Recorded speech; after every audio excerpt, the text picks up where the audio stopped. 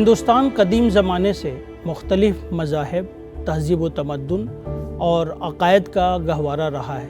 ان تمام عناصر پہ شہزادہ دارا شکوہ کی گہری نظر تھی۔ اس نے اپنی کتاب مجمع البحرین کے ذریعے ہندوستان کی تہذیبی تکثیریت، خصوصاً تصوف اور ویدک تہذیب کے مشترک عناصر سے واقف کرایا۔ اس کتاب میں پہلی بار مذاہب کی رنگا رنگی اور اسلام اور ہندوازم کے اتحاد کو موضوع بنایا گیا۔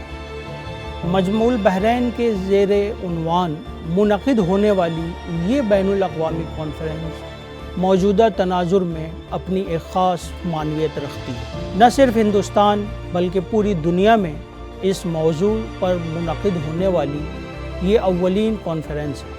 شعبہ فارسی مولانا آزاد نیشنل اردو یونیورسٹی حیدرآباد کی جانب سے اس کا انعقاد 26 اور 27 جولائی 2022 کو کیا جا رہا ہے۔